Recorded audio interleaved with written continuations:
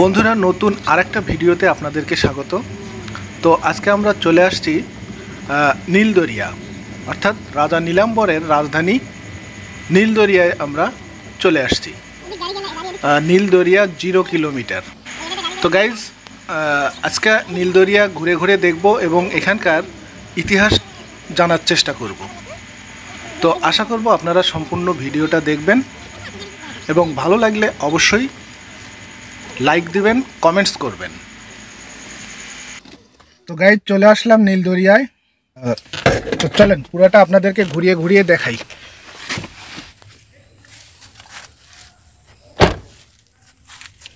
আমাদের এই নীলদরিয়া, যাকে নীলদরিয়া বলে, এটা আসলে আমাদের গ্রামের পাশের গ্রামে অবস্থিত। হ্যাঁ, আমাদের গ্রাম থেকে অ্যারাউন্ড 10 কিলো আসা লাগলো এখানে এই নীলদরিয়াতে। তো ভাবতেছিলাম যে এই নীলদরিয়ার এই রাজা নীলাম্বরের এই যে রাজধানী ছিল এটা, তো রাজা নীলাম্বরের এই নীলদরিয়ার এই বিষয়টা আপনাদেরকে দেখাবো। হ্যাঁ, কিন্তু সময় হচ্ছিল না, আজকে চলে আসছি, আজকে দেখাবো। আসলে এখানে দেখানোর মতো তেমন কিছু নাই। এই যে পুরা মাঠটা দেখা যাচ্ছে, এখানেই ছিল নীলাম্বর রাজার বাড়ি। তো এই বাড়িটা মূলত পুরোটাই মাটির নিচে ডুবে গেছে, আর এটা চারিপাশে পুকুর খনন করা আছে, যেটাকে আমরা নীলদরিয়া বলি। হ্যাঁ, এই চারপাশে পুকুর খনন করা, এটাই আসলে নীলদরিয়া নামে পরিচিত। তবে আমার মনে হয় যে এইখানে এই যে ফাঁকা মাঠটা, এটা যদি খনন করা যায়, হ্যাঁ, তাহলে আমার মনে হয় যে রাজা নীলাম্বরের যে বাড়ির ধ্বংসাবশেষ সব কিছু এখানে পাওয়া যাবে। হ্যাঁ, এখানে কিন্তু চৈত্র মাসে যখন বৃষ্টি হয় না, শুকনা সময়ে এই ঘাসগুলাও মারা যায়। হ্যাঁ, এখানে দেখেন চারিপাশে গাছ লাগাইছে, এই জায়গাটাতে কিন্তু গাছ নাই। এই ফাঁকা জায়গাটাতে দেখেন কোনো গাছ নাই। হ্যাঁ, তো কারণ এখানে গাছ হয় না, এই জায়গাতে কিন্তু গাছ হয় না। এই যে দেখেন চারিপাশে গাছ আছে, এই যে দেখেন গাছ আছে না, সবখানেই গাছ।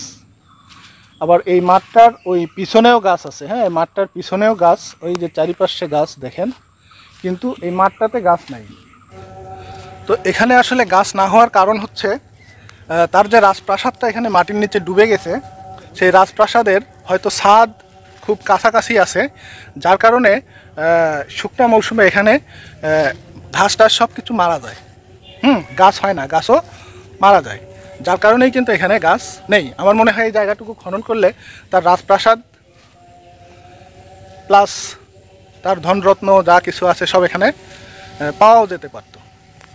রাজা নীলাম্বর সেন ছিলেন খেন বংশের তৃতীয় রাজা, এবং তিনি ছিলেন খুবই প্রতাপশালী একজন রাজা। সেই 1200 শতাব্দীতে তিনি এখানে, তার রাজধানী ছিল এখানে। তার অনেকগুলো রাজধানীর মধ্যে এই চত্রা পীরগঞ্জে যে নীলদরিয়া, হ্যাঁ, এখানে তার একটা রাজধানী ছিল। সেই সময় তিনি কামতা কামরূপ রাজ্য পুরাটাই তার দখলে ছিল, এবং আমাদের এই যে আধুনিক রংপুর ডিস্ট্রিক্টের প্রায় পুরাটাই তার দখলে ছিল। এই রংপুর অঞ্চলের রাজধানী ছিল এই নীলদরিয়া। রাজা নীলাম্বরের নাম অনুসারে এখানকার নামকরণ হয় নীলদরিয়া। তো গাইজ, রাজা নীলাম্বরের এই রাজপ্রাসাদ ছিল 56 একর জায়গার উপরে, এবং এই 56 একর জায়গার চারপাশেই তিনি এই পরিখাটি খনন করেন।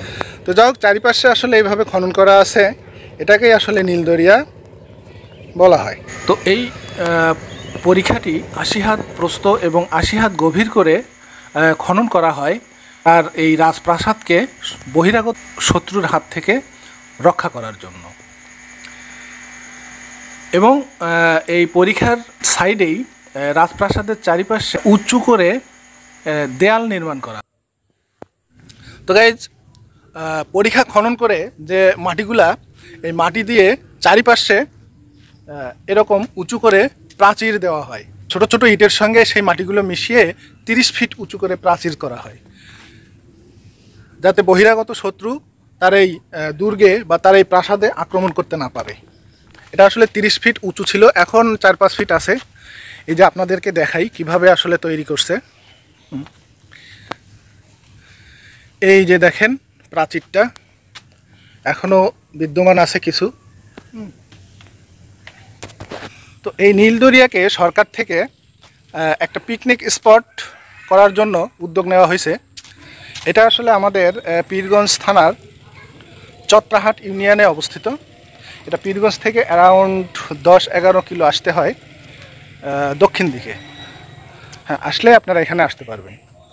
তো রাজা নীলাম্বর ছিলেন খেন বংশের একজন প্রতাপশালী রাজা, কিন্তু তার শাসনামলেই খেন বংশের পতন ঘটে। তো 1200 শতকে এই এলাকায় অনেক আউলিয়া ইসলাম প্রচারের জন্য আসেন এবং তাদের মধ্যে একজন ছিলেন শাহ ইসমাইল গাজী রহমতুল্লাহ। তো তার আস্তানা ছিল বড় দরগায়। হ্যাঁ, এখনও ওখানে তার মাজার আছে। উনি খাজনা আদায়ের জন্য তার কর্মচারী পাঠান নীলাম্বরের এখানে। তো রাজা নীলাম্বর মুসলমানদেরকে কর দিতে অস্বীকার করেন বা অস্বীকৃতি জানান।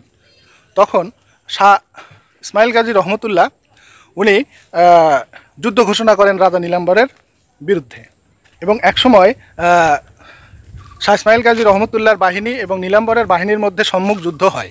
মুসলমান সৈন্যদের যুদ্ধের কৌশল এবং তাদের দক্ষতার কাছে রাজা নীলাম্বরের সৈন্যরা তারা একসময় পিছু হটে এই রাজপ্রাসাদের মধ্যে ঢুকে এবং রাজা নীলাম্বর অনেক খাবার সামগ্রী সহ তাদের সৈন্যদেরকে নিয়ে তার রাজপ্রাসাদের যে একটিমাত্র দরজা ছিল সেটি বন্ধ করে দিয়ে থাকে।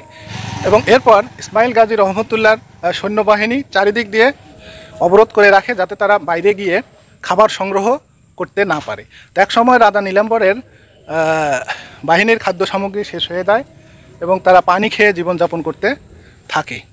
এভাবে রাজা নীলাম্বরের বাহিনী শারীরিক এবং মানসিকভাবে দুর্বল হয়ে পড়ে।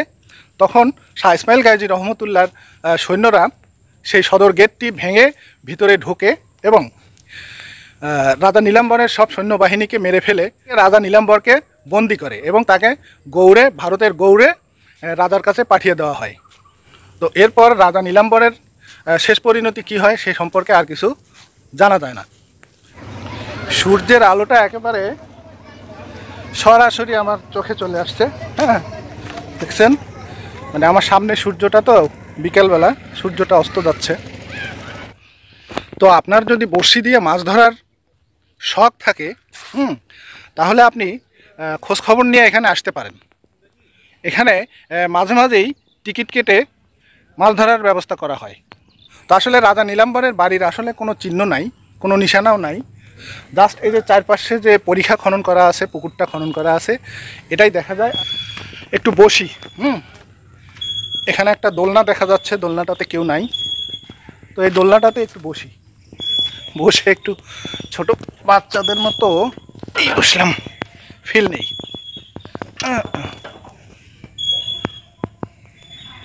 বসলাম, এখন আমাকে দোল কে দিবে? এই দোলনাটাতে উঠে অনেক ছোটোবেলার কথা মনে পড়ে গেল।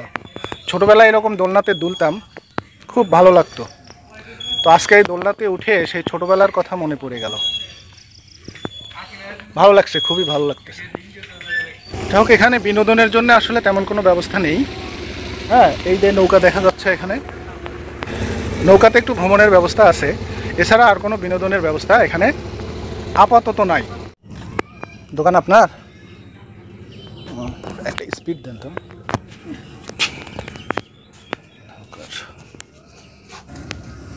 দিনে কেমন বেচা বিক্রি কেমন হয়?